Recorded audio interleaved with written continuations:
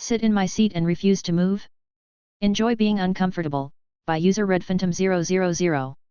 Last week I took a flight from Athens, where I'd been visiting relatives, to London. It was a late flight, I was exhausted and the plane was full. I was in a window seat, which I'd chosen so I could rest my head against the walls and sleep. But when I got to my row, there was a guy in my seat. He had big headphones on and had his head turned away from me. I try telling him that he's in my seat. He doesn't respond. Thinking maybe he can't hear me because of the headphones, so I gently tap him on the shoulder. No reaction. I try again. Still nothing. He doesn't even turn towards me, edited to add that he's clearly not asleep, he's sitting upright and I can see his eyes are open. I considered calling over a flight attendant to ask him to move, but there isn't one nearby and I'm not in the mood for it to be a whole thing, so I just take the middle seat and quietly fume. A few minutes later, the young woman who is sitting in the aisle seat arrives and takes her seat. She is traveling with her friend, who is sitting in the window seat in the row behind us. They are talking to each other across their seats. Then, the woman sitting in the aisle seat turns to me and asks if I can swap with her friend so they can sit together. I say sure, no problem. Now, at this point it is important to point out that her friend is very fat, borderline obese, not fat shaming, I'm a heavy guy myself, but she is at least twice as wide as me. I probably would have swapped even if she hadn't been fat, but I saw a chance at revenge. As I get up to move, I see the guy sitting in my seat has turned around and realized what is about to happen. He doesn't look happy and gives me a look like he's saying please don't move. I ignore him and swap seats. I spent the flight mostly with my eyes closed as I try, and fail, to get a nap.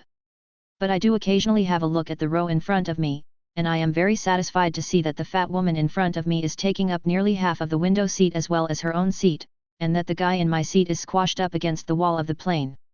I hope he spent the flight thinking about how if he'd just taken his own seat, he'd have been able to swap with the fat woman and I'd have been the one pinned against the wall.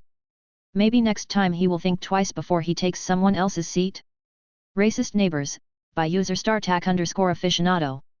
We purchased our first home a few years ago. We quickly learned the immediate next door neighbors hold, shall we say, antiquated opinions about race. The wife introduced herself on moving day and used the occasion to warn us the Oriental couple across the street does not maintain their lawn. Minimal interaction with them after that, until a few months later, when the old curmudgeon husband apparently had too much to drink and felt empowered to share his true feelings across the fence. You and your colored wife should move back to California. I informed him, in colorful language, I'm not from California. I'm actually from New York. Here's how you can tell. My colored wife informed him she was born in the city we currently live in. No apology. Not even enough self-awareness to blush. He takes insane pride in his yard/garden. I think it's the only reason he has to leave his couch. Every single time we pluck a mature dandelion, we walk over to the property line and blow the seeds in his direction. 3 years in and half his garden plus a goodly portion of his lawn is now dandelions. My extremely tiny and petty legally blonde moment, by user Pierce_Inverartidi. My 3-year odyssey of spite finally came together yesterday. When I was a fresh college grad in 2022, 21F at the time, I dated an attorney for about 3 months, 27M. He was a talented lawyer, spoke lucidly about what he did for work, and I trusted his opinions about the legal profession. So, after I finished a post-grad internship, I told him my real post-grad aspiration was to get a job at a law firm as a paralegal, and work as one until I was ready to apply for law school. He literally scoffed at me and told me I would be better off as a court clerk. I don't mean to harp on court clerks at all, it is a very difficult job, but it is more administrative in nature, and from the way he said it, it was exceedingly clear he meant the comment to be derogatory. He didn't elaborate on why he said this, but it was implied. I was taken aback and really fucking hurt, but at 21 I hadn't learned to have a spine yet, so I brushed it off. A few weeks later, I was working my first paralegal job. We broke up shortly after for reasons I'm sure you can guess. Anyway, he was right that I'm not going to be a paralegal. I took my LSAT last fall, scored in the 98th percentile, sent out my apps, committed to UC Berkeley Law yesterday, ranked about 90 spots above his law school, but who's counting, and am going to become a lawyer.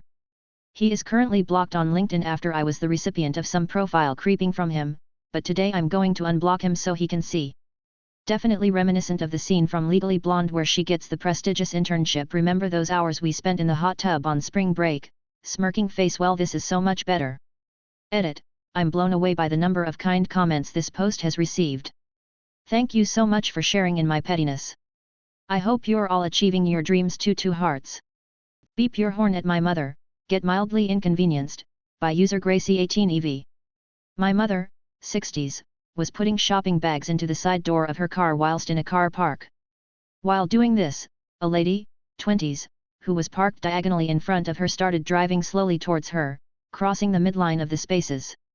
She then honked her horn and wafted her hands at my mother, indicating for her to get out of the way. Obviously, this annoyed my mother, who just shook her head and continued putting shopping away. The lady then honked again and shouted out the window to move your trolley, I don't like reversing. Again, my mother continued putting away her shopping as the lady had more than enough space to reverse out as there were no cars beside or behind her. By the time my mother had finished putting away the shopping, the lady honked a 3rd time. So, my mother left the shopping cart in front of the lady's car, quickly got into her own car and drove away smiling. Glancing in the rear view as the angry lady had to get out of her car to move the trolley away, great success. Petty with the breaker box. Rude neighbors, by user Meanderist. I lived in an old house with multiple apartment units. I had the entire 1st floor and access to the basement near and side entrance. The upstairs neighbors hated me for reasons never clear to me. When I would start a shower, I could hear them run to their bathroom to flush the toilet, which would cause the shower to briefly only run scalding hot water. They also played loud music and jumped around at random times. I learned to start the shower, but not get in it until after hearing their toilet flush. I had politely asked them not to play loud music late at night and tried being nice until I found my motorcycle pushed over. It was always chained against my stair railing with a cover on it. I couldn't prove it was them, but it was out of sight from other people and it seemed logical that they did it. One day, the power went out and the landlord asked me to check the breaker box on the basement stair near my unit. It was just a local power outage, but it gave me an idea. When their music was loud, I'd shut off all the power to their unit, not others. When I was getting ready for work, I'd step down the stair, flip off the breaker and enjoy the silence until I was ready to leave. Anytime they were loud, I'd cut their power. The neighbors continued to stomp around the apartment and try to scald me in the shower, but the noise was never an issue again. The peak of my retaliation came on a very cold winter day when I realized the units had separate furnaces located in the basement. I turned theirs off and waited. The landlord called to see if I had any issues and said he would come to look, but couldn't get there until much later.